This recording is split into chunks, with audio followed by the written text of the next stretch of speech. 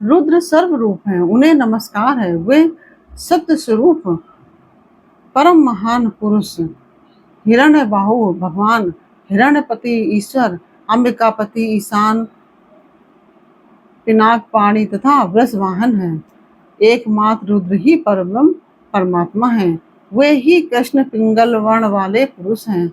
वे ही हृदय के भीतर कमल के मध्य में केश के अग्रभाग की भांति सूक्ष्म रूप से चिंतन करने योग हैं। ओम नमः शिवाय। कैसे हैं आप लोग? ईश्वर कृपा से अच्छे, आप सब अच्छे होंगे। ईश्वर सब पे कृपा बनाए रखे, सबका कल्याण करें। आज मैं बता रही हूँ श्री शिव महापुराण के वायवी संहिता उत्तरखंड अध्याय नंबर 6, छठा अध्याय। शिव के शुद्ध बुद्ध मुक्त सर्वमय सर्वव्यापक एवं सर्वातीत स्वरूप का तथा उनकी प्रणव रूपता का प्रतिपादन।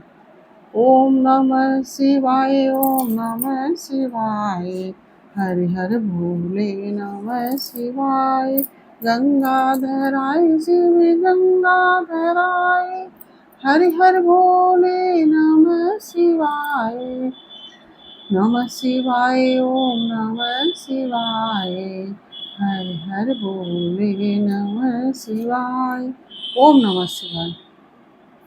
उपमन्यु कहते हैं, यदुनंदन, शिव को ना तो आड़वमल का ही बंधन प्राप्त है, ना कर्म का और ना माया का ही। प्राकृत बौद्ध अहंकार, मन, चित्त, इंद्रिय, तन्मात्रा और पंचभूत संबंधी भी कोई बंधन उन्हें नहीं छू सका है। अमित तेजस्वी शंभु को ना काल, ना कला, ना विद्या, ना नियति, ना राग और ना देश रूपी बंधन प्राप्त है। उनमें ना तो कर्म है, ना उन कर्मों का परिपाक है, ना उनके फलस्वरूप सुख और दुख है, ना उनका वासनाओं से संबंध है, ना कर्मों के संस्कारों से भूत भविष्य और वर्तमान भोगों तथा उनके संस्कारों से भी उनका संपर्क नहीं है। ना उनका कोई कारण है, ना कर्ता, ना आदि है, ना अंत है, ना मध्य है, ना कर्म और कारण है, ना अकर्तव्य है और ना कर्तव्य ही। उनका ना कोई बंधु है और ना अबंधु, ना नियंता है, ना प्रेरक, ना पति है, ना गुरु है और ना त्राता ही है। उनसे अधिक की चर्चा कौन करे? उनके समान भी कोई नहीं है। उनका न जन्म होता है न मरण। उनके लिए कोई वस्तु ना तो वांछित है और ना अवांछित ही। उनके लिए ना विधि है, ना निषेध है, ना बंधन है, ना मुक्ति है। जो अकल्याणकारी दोष है वे उनमें कभी नहीं रहते, परंतु संपूर्ण कल्याणकारी गुण उनमें सदा ही रहते हैं, क्योंकि शिव साक्षात परमात्मा है।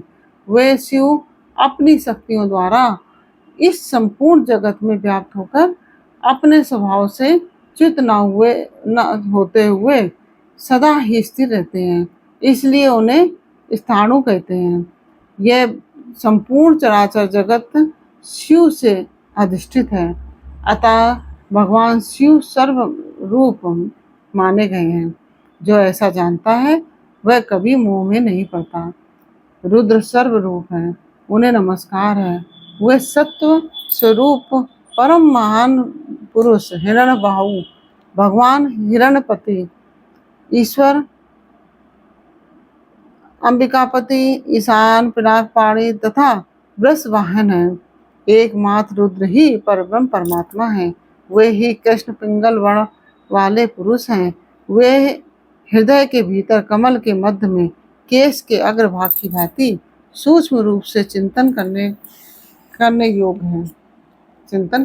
हैं। उनके केश सुनहरे रंग के हैं, नेत्र कमल के समान सुंदर हैं, अंग कांति अरुण और ताम्रवर्ण की है।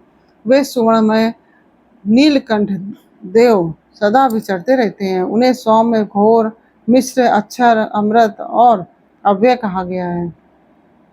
वे पुरुष विशेष परमेश्वर भगवान शिव काल के भी काल हैं, चेतन और अचेतन से परे हैं, इस प्रपंच से भी परात्पर हैं। शिव में ऐसे ज्ञान और ऐश्वर्य देखे गए हैं जिनसे बढ़कर ज्ञान और ऐश्वर्य अन्यत्र नहीं है। मनीषी पुरुषों ने भगवान शिव को लोक में सबसे अधिक ऐश्वर्यशाली पद पर प्रतिष्ठित बताया है। प्रत्येक कल्प में उत्पन्न होकर एक सीमित काल तक रहने वाले ब्रह्माओं को आदिकाल में विस्तार पूर्वक शास्त्र का उपदेश देने वाले भगवान शिव ही हैं। एक सीमित काल तक रहने वाले गुरुओं के भी गुरु हैं। वे सर्वेश्वर सदा सभी के गुरु हैं। काल की सीमा उन्हें छू नहीं सकती। उनकी शुद्ध स्वाभाविक शक्ति सबसे बढ़कर है। उन्हें अनुपम ज्ञान और नित्य अच्छा शरीर प्राप्त है। उनके ऐश्वर्य की कहीं भी तुलना नहीं है। उनका सुख अक्षय और बल अनंत है। उनमें असीम तेज, प्रभाव, पराक्रम, क्षमा और करुणा भरी है। वे नित्य परिपूर्ण हैं। उन्हें सृष्टि आदि से अपने लिए कोई प्रयोजन नहीं है। दूसरों पर परम अनुग्रह ही उनके समस्त कर्मों का फल है। प्रणव उन परमात्मा शिव का वाचक है। शिव, रुद्र आदि नामों में प्रणव ही सबसे उत्कृष्ट माना गया है। प्रणववाच्य शंभु के चिंतन और जप से जो सिद्धि प्राप्त होती है वही परासिद्धि है। इसमें संशय नहीं है। इसलिए शास्त्रों के पारंगत मनस्वी विद्वान वाच्य और वाचक की एकता स्वीकार करते हुए महादेव जी को प्रणव रूप कहते हैं। मांडूक्य उपनिषद में प्रणव की 4 मात्राएं बताई गई हैं: अकार, उकार, मकार और नाद। अकार को ऋग्वेद कहते हैं और उकार यजुर्वेद रूप कहा गया है। मकार सामवेद है और नाद अथर्ववेद की श्रुति है। अकार महाबीज है, वह रजोगुण तथा सृष्टिकर्ता ब्रह्मा है। उकार प्रकृति रूपा योनि है, वह सत्व गुण तथा पालनकर्ता श्रीहरि है। मकार जीवात्मा एवं बीज है, वह तमोगुण तथा संहारकर्ता रुद्र है। नाद परम पुरुष परमेश्वर है, वह निर्गुण और निष्क्रिय शिव हैं। इस प्रकार प्रणव अपनी 3 मात्राओं के द्वारा ही तीनों रूपों में इस जगत का प्रतिपादन करके अपनी अर्ध मात्रा यानी कि नाद के द्वारा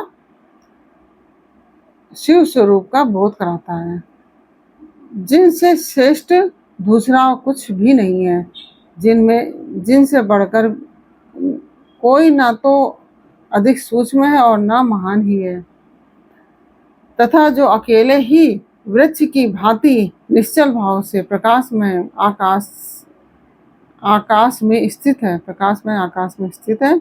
उन परम पुरुष परमेश्वर शिव से यह संपूर्ण जगत परिपूर्ण है। इस प्रकार से यह अध्याय पूर्ण हुआ। यह अध्याय आपको कैसा लगा यह मुझे कमेंट बॉक्स में अवश्य बताइए।